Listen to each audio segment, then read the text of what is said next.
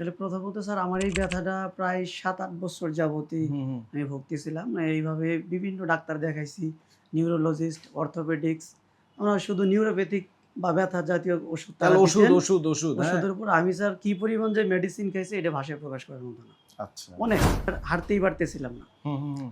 পুরা হাঁটতে একদম আমি যখন ডিপিআরসিতে ঢুকছি আমার বোন আমাকে ধরে নিয়ে উপরে আসছে, উঠাইছে। হ্যাঁ।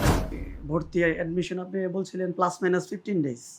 কিন্তু আলহামদুলিল্লাহ আমি এই ২ থেকে ৩ দিন যাওয়ার পরে থেকে আমি তার ফলাফলটা পাওয়া শুরু করছি। আসলে যে ডিপিআরসি একটা বিশ্বস্ত প্রতিষ্ঠান এটা আমি আসলে এখানে না আসলে বুঝতে পারতাম না। বিসমিল্লাহির রহমানির রহিম। দর্শক, ডিপিআরসিতে প্রতিনিয়ত বিভিন্ন ব্যথা, বেদনা, প্যারালাইসিস রুগীরা আসে। আর আলহামদুলিল্লাহ আধুনিক চিকিৎসা পেয়ে রুগীরা দৌড়াদৌড়ি শুরু করে দেয়। আমাদের সেই রকম একজন রুগী, আমাদের এই যে রানা সাহেব, উনি একজন শিক্ষক, জামালপুর জেলার রুগী। ওনার কিছুটা সমস্যা হয়েছিল, একটু ব্যথা বেদনা, ঘাড় একটু নাড়াইতে চাড়াইতে কষ্ট হইতো চলাফেরায়। কয়দিন আপনি আছেন আজকে? আজকে ৮ দিন। ৮ দিনে এখন আলহামদুলিল্লাহ উনি পুরা ফিট ইনশাআল্লাহ, এবং উনি ইচ্ছা করলে যুদ্ধেও যাইতে পারবো, এমন ফিট হয়ে গেছে। জি, ইনশাআল্লাহ। ঠিক আছে? এবং আলহামদুলিল্লাহ চেহারা শুরু তো ভালো, মাশাআল্লাহ, অসুবিধা নাই, শিক্ষক মানুষ, চলবে ইনশাআল্লাহ। আপনি বলেন তো আপনার কি কষ্ট হইতো? আসলে প্রথমত স্যার আমার এই ব্যথাটা প্রায় ৭-৮ বছর যাবতই হুম, হুম। আমি ভুগতেছিলাম। এইভাবে বিভিন্ন ডাক্তার দেখাইছি, নিউরোলজিস্ট, অর্থোপেডিক্স। ওনারা শুধু নিউরোপ্যাথিক বা ব্যথা জাতীয় ওষুধ তারা তাহলে ওষুধ, দিতেন। ওষুধ, ওষুধ, হ্যাঁ? ওষুধের উপর আমি স্যার কি পরিমাণ যে মেডিসিন খাইছি এটা ভাষায় প্রকাশ করার মতো না। আচ্ছা। অনেক। তো এইভাবে ঘুরতে আমি আপনার ফেসবুকে একদিন আপনার এই একটা ভিডিও আমার সামনে আসে। তো এরপরে হঠাৎ করে একদিন চিন্তা করলাম এইবার আমি আর হাঁটতেই পারতেছিলাম না। হুম, হুম, হুম। পুরা হাঁটতে একদম আমি যখন ডিপিআরসিতে ঢুকছি আমার বোন আমাকে ধরে নিয়ে উপরে আসছে, উঠাইছে। হ্যাঁ। পরে আপনার এখানে আসলাম। আসার পরে আপনি দেখি বললেন আমার এই মানে প্রবলেমটা আপনি ফাইন্ড আউট মোটামুটি করে ফেলছেন। পরে ডায়াগনোসিস করা হলো। এর পরবর্তীতে আমার যে ভর্তি অ্যাডমিশন আপনি বলছিলেন প্লাস মাইনাস 15 ডেইজ। কিন্তু আলহামদুলিল্লাহ আমি এই ২ থেকে ৩ দিন যাওয়ার পরে থেকে আমি তার ফলাফলটা পাওয়া শুরু করছি। আসলে যে ডিপিআরসি একটা বিশ্বস্ত প্রতিষ্ঠান এটা আমি আসলে এখানে না আসলে বুঝতে পারতাম না। আমি অন্যান্য রোগীদের উদ্দেশ্যে এটাই বলব যে এখানে আসলে আপনাকে একটু সময় এবং ধৈর্য নিয়ে আসতে হবে।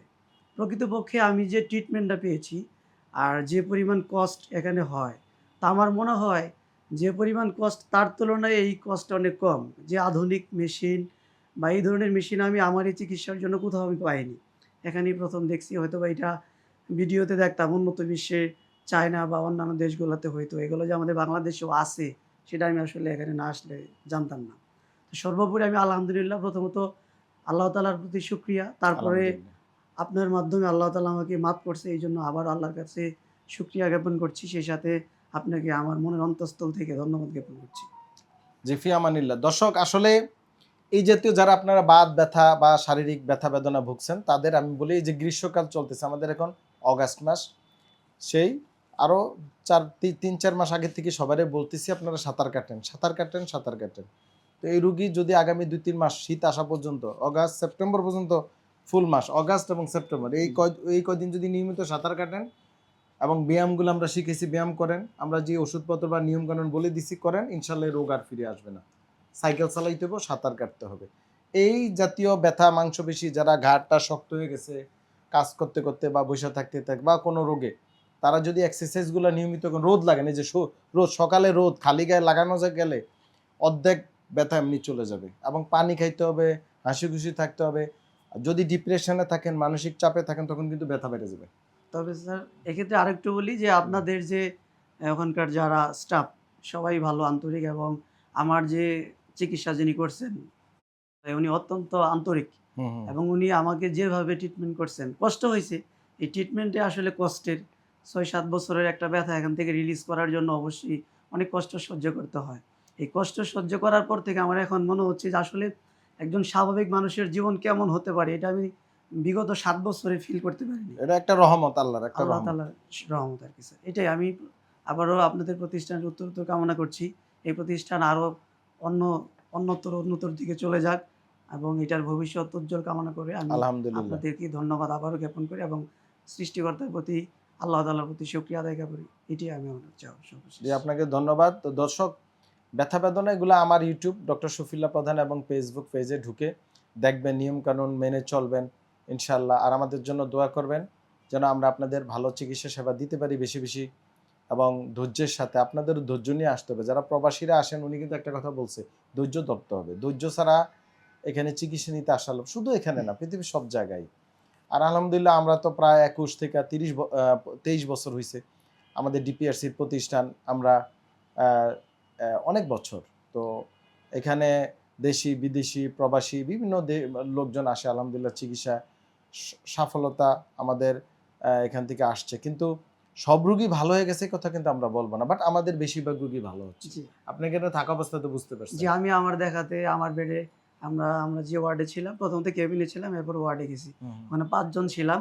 5 জনের ভিতরে আজকে আমরা 2 জন চলে যাচ্ছি আলহামদুলিল্লাহ। এবং গতকাল মনে হয় একজন চলে গেছে। আমার দেখা এখন শুধু 2 জন আছি। 5 জনের মধ্যে আমরা 3 জনই চলে যাচ্ছি এবং সুস্থ হয়ে। তো এটা আমার চোখে দেখা। আলহামদুলিল্লাহ। তো আমাদের সাকসেস রেট ভালো আলহামদুলিল্লাহ, শুকরিয়া আল্লাহর কাছে। কিন্তু সব রোগী ভালো হয়ে যাবে ব্যাপারটা তা না। কোনো রোগী পৃথিবীতে পার্মানেন্টলি ভালো হয় না।